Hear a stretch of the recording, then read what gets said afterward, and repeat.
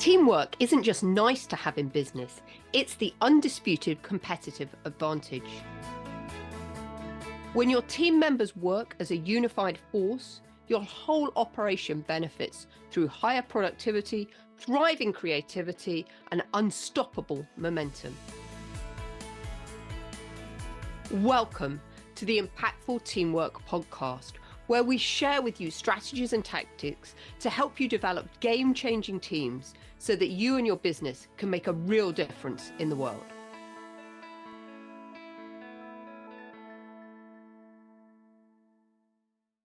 So welcome back to Impactful Teamwork. My name is Julia Felton. I'm going to be your host and guide for the next 20 minutes on this podcast where we are examining everything teamwork.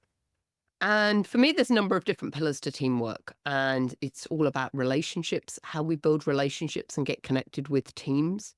It's all about having clarity of focus so we all know how we contribute, but more importantly, where we are as a team going. Where is the business going? How does our role fit into that? It's also about being really congruent and being authentic and showing up as ourselves as leaders. So leadership is a massive part of creating an effective team. And one of the other areas that's really important when we're going to create an effective team and be the best leader that we can be is thinking about how we manage our own well-being. And so today, the topic that I'd really like to delve into is that of what I call energy management. I think this is really appropriate as we're moving into the summer. Actually, as you'll be listening to this, I will actually be on vacation. I will be holidaying in the Greek islands on a sailing boat. And for me, that's just a great way of escapism. We have virtually no internet access for 2 weeks.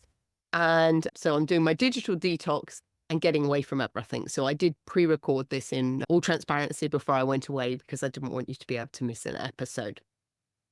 So I just wanted to start this with a quote that I think really contextualizes everything that I want to talk about today about energy management. And this is a quote from Peter Drucker. Your first and foremost job as a leader is to take charge of your own energy and then help orchestrate the energy of those around you. Mr. Drucker, a management consultant, a guru from a number of years ago, really recognizing that energy management and managing our own well-being is key for us as a leader. And in my book, Untitled Business, I talk about this. In fact, there's a whole chapter 9 is dedicated to this. So I'm going to draw on some of this content. And again, in the show notes associated with today's episode, you'll be able to download your own e-version of the book.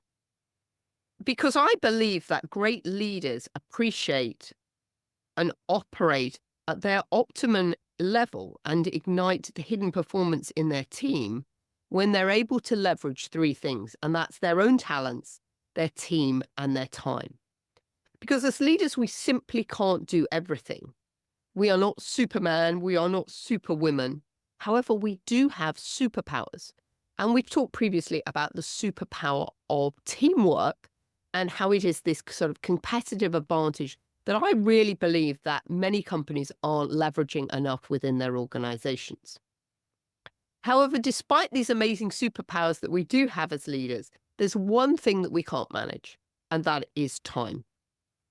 And I believe that time management is an illusion because we've all got the same 24 hours in the day. And even though we might want to do more, we really can't create more hours in the day. I don't know of anyone who's managed to make the day 26 hours long, for example. Many of us want to do that, but not physically possible. So, of course, the only way we can create more time is by delegating and empowering team members to take on more tasks for us and freeing up our time. So great leaders, I call these leaders unbridled leaders. They understand the importance of taking charge of their own energy levels and how managing their energy is directly correlated to the success of the business. And I believe that now more than ever, with increasing stress and pressure in the workplace, leaders need to model the way and put their own oxygen masks on first before they can help others. Leaders need to manage their own energy levels so they have the capacity to support their team members. Because when a leader is operating with an empty fuel tank, they simply can't provide the resources to the team that they need. So, from everything that I'm looking at and seeing and talking with my clients, I really believe that we're seeing this shift happening where people are really beginning to now understand and recognize the importance of energy management. And that energy management, not time management, is the fundamental currency of high performance. And this transforms the way that we lead our lives, both personally and professionally. Because without the right quantity and quality of focus and force of energy, we are compromising every activity we undertake. So performance, health, and being are grounded in the skillful management of energy. And unbridled leaders ensure they model this for their team members so that they too can benefit from experiencing how to invest their energy wisely. The more that leaders and team members take responsibility for their energy, the more empowered and productive they become. And then they realize they can no longer blame others and the external situations and circumstances for how they're feeling. I just wanted to share another quote from Gabrielle Bernstein, who said, "Putting your well-being first, like putting your oxygen mask on before you help the person next to you, that really benefits all of your relationships." So this concept of energy management and self-care and looking after ourselves is such an important concept for us all to grasp as leaders, at whatever level you are within the organization. Remember, leadership is about our ability to influence, and everyone within the organization is a leader because everyone can influence other people. So it is so important that we are operating from a full tank of energy, because only when we are operating on that full tank have we got the resources and the capacity to help and support our team members. I think the other great thing about energy management is that we need to model the way as leaders. We need to show our team members that it is okay to take time to rest and restore and to refill up their energy tanks, because otherwise they will end up burnt out. And of course, right now, there is a lot of focus on well-being in the workplace and how do we improve that for us. So I think as leaders, it's really important for us to recognize that we are stewards of the organizational energy. As leaders, we can inspire or demoralize others by how effectively we manage our own energy and how well we mobilize, focus, and invest and renew the collective energy of those we lead. And when we are able to harness this energy effectively, then we're able to create what I call unbridled engagement in the business. And this unbridled engagement occurs when team members are physically energized, emotionally connected, mentally focused, and spiritually aligned with the purpose of the business.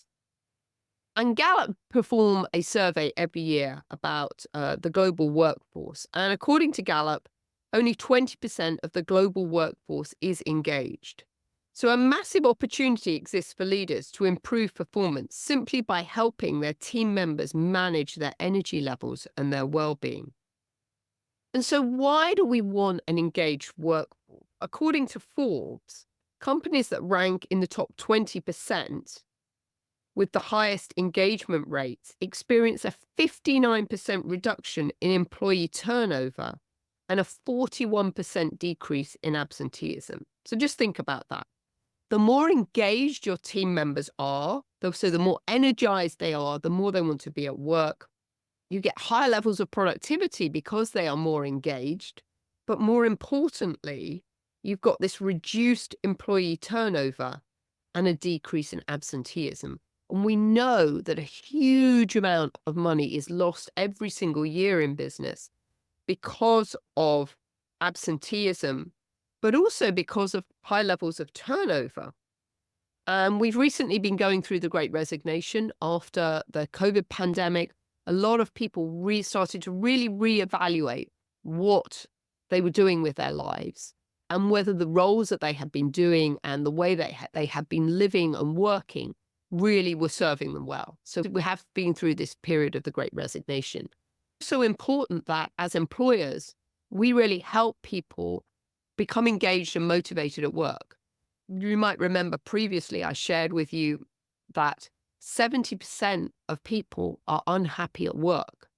And my friend Danny from the Teamer app is on a mission to get people to be more engaged in the workplace and to be happier in their workplace. And actually, I'm going to invite Danny on to the show in a few weeks' time to talk to us about some of the tools and resources that they have at Teamer app that can really boost the way that team members feel at work.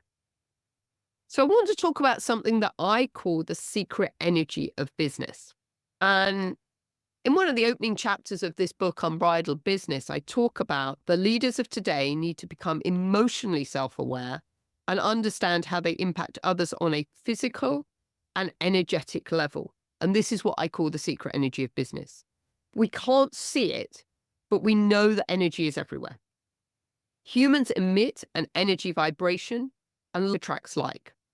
When everything and everyone is aligned within a business venture, then things are magnetically attracted, like a cosmic force is at work. And it's this that creates harmony. Team members are excited by the vision and they want to be part of the success. And this in turn attracts more opportunities. So let's just talk a little bit about the science of this, because some of you might be thinking, Julia, you're just a little bit woo, you're talking about energy. But there has been so much development in the whole field of neuroscience and quantum physics that really supports this. Because scientists have shown that through quantum physics that everything in the universe is made up of energy, and that the form of the object takes depends on the vibration of the energy. So as I sit here recording this, the table that my computer on is made up of energy. It looks like it's a solid mass, but actually it is made up of tiny molecules that make up the wood that are all vibrating together, but they're so tightly packed together, they form something that looks solid. And humans too are made up of pure energy. And I think one of the important things to remember is the universal law of conservation. It says that energy cannot be created or destroyed, rather it mutates into different forms. Just think about water for a moment, because this is such a great example. It's comprised of 2 hydrogen and 1 oxygen atom. And yet water can exist in many different states. Because when the temperature drops below 0 degrees centigrade, the water freezes and becomes ice. And when the temperature rises and exceeds 100 degrees Celsius, the water converts to steam. So what's happening at these different temperatures is that water molecules are vibrating at different speeds and creating very different outcomes. The less vibration between the molecules, the more solid the substance appears. So it follows that if everything is energy, then everything in the world has a vibration which resonates. Now, the law of attraction says that attracts, which means that our vibration attracts a similar vibration to it. So if all of our bodies are energy and everything around us is energy, then it stands to reason that when we're connected with each other, we're also connected to everything around us. If this is the case, we are entangled, and everything we do, how we behave, how we think, and how we feel will be vibrating into this field of energy, this sea of energy. Hence, it's affecting everyone in it, either directly or indirectly. And you might remember on a previous podcast, I talked about this ripple effect, about how we're always impacting people around us. And it's just a question of whether we're impacting them positive or negatively. So understanding that we're all connected and that what happens in one place has a ripple effect on the others around it is a really important concept to grasp, as it affects the decisions and actions that we take daily. And this is one of the reasons that I talk about when we're in business, we've got to focus on the we rather than the I. Because when team members act from a place of I, they fail to consider the impact their actions are having on others. They actually fail to take on board the universal law of cause and effect, where every action has a reaction or consequence. We talked previously about how nature can impact business, and there are a number of laws in nature that underpin how it works. And one is the law of cause and effect. When one thing happens, it has a knock-on effect to something else. And a great way, and perhaps an illustration of this for you to help understand this concept, is the butterfly effect. And this refers to a phenomenon that has the power to cause a hurricane in China that can be caused by the flapping of the wings of a butterfly in New Mexico. So it's something that happens somewhere in the world that then has this ripple effect cascade up to create a devastating event in another area of the world. So the butterfly effect is this concept where a butterfly flaps its wings in one area of the world, say New Mexico, and the result is a hurricane in China.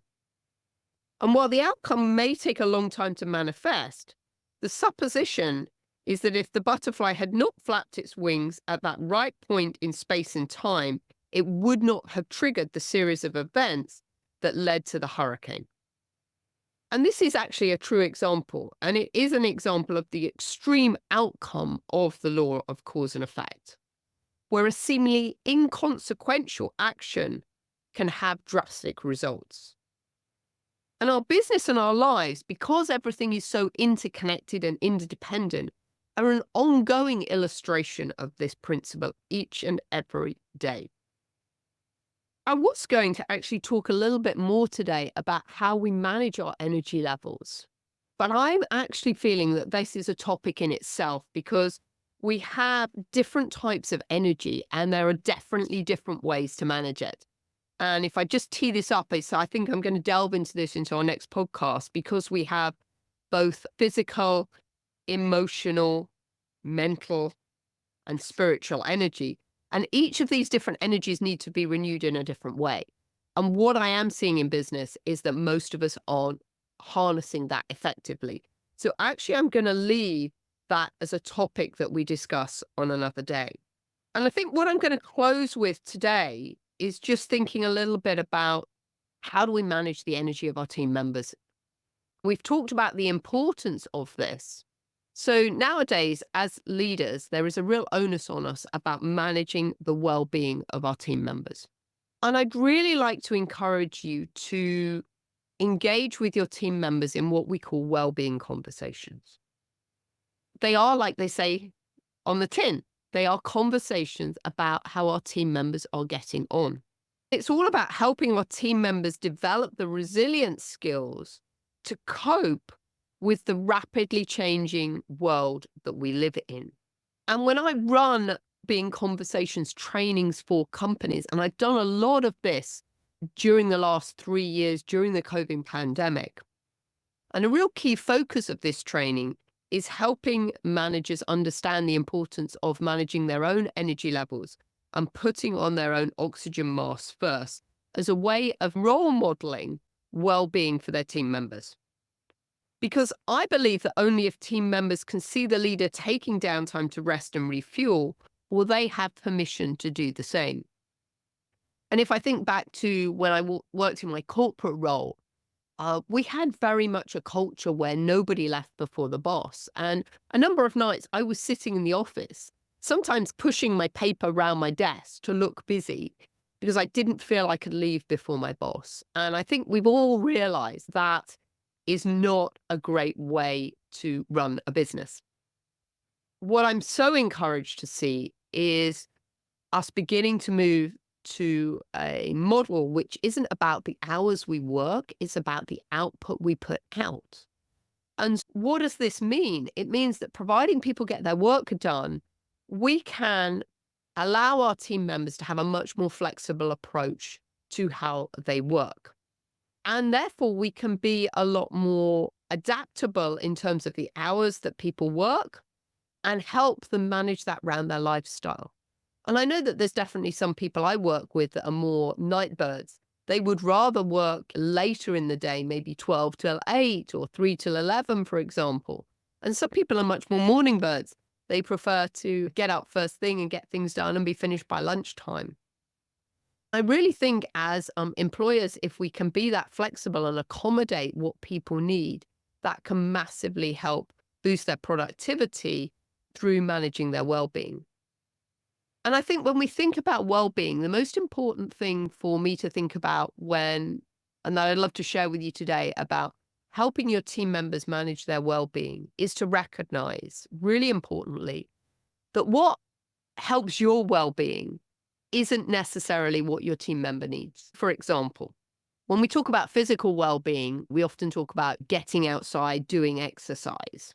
And that could be a great practice to every day build some physical exercise in for your well-being. But for some people, that might be going on a 5 or 10K run. Personally, if you told me to be doing that, isn't going to be helping my well-being. That's just going to be stressing me out. So for me, things that I do to improve my well-being are clearly spending time with my horses and now out in nature and going for a walk. For other people, it might be connecting with friends and family.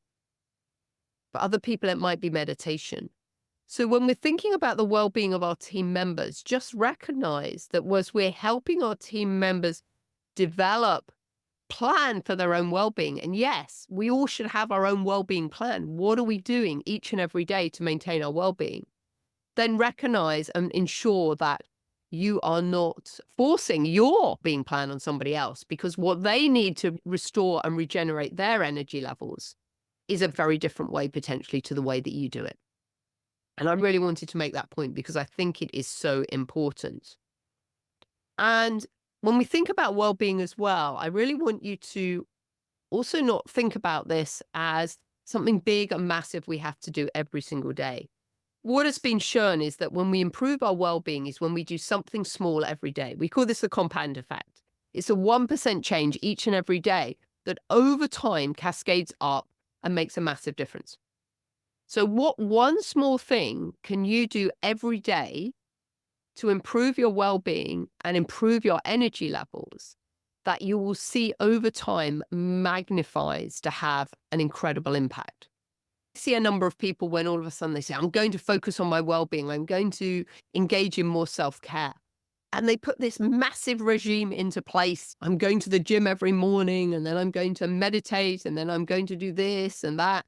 And quite frankly, then it never happens, or it might last for a short period of time, a week or two, and then life gets in the way and nothing happens. Much better to make one small, tiny change and be consistent day in, day out doing that and see the results of that. And once you've seen the results of that, then you can add something else.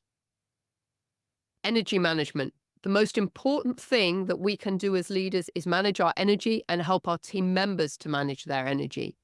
Because when we do, then our teams are more productive and more effective, and everyone works much more cohesively together. We've got enough fuel in the tank to get the job done. I hope you found this whole concept of energy management really interesting. I think this is a fascinating topic. It's one that we don't talk about enough in business, about how as leaders we influence and impact the whole energy of the organization and how we can change that. And I look forward to recording the next episode where I'm really excited to delve into the different types of energy management and different strategies that you can use to improve your energy. As always, thank you for your time and attention today. Been such a joy speaking to you. And if anyone's got any comments, please do leave them below. Please do share this podcast with other people that you think might benefit from it. And of course, you're always welcome to take the Impactful Teamwork quiz. There'll be a link again in the show notes. It really helps you identify which areas you need to work on first in order to help build an impactful team. So from the sunny shores of Greece, I'm, as I said, managing my well-being this week by being away on vacation. I hope you get the opportunity to do that as well this summer. Okay, take care, everyone. Bye-bye. Thanks for listening to the Impactful Teamwork podcast. Please stay tuned for future episodes and do subscribe wherever you get your podcasts. If you've enjoyed this episode, please leave a rating on your favorite platform. Recommendations are essential for attracting new listeners. Please follow us on social media at Julia Felton and at Business Horsepower. And if there are any topics you'd like us to cover on future episodes, please do let me know. Remember, you and your team are always making an impact. What impact will you make today?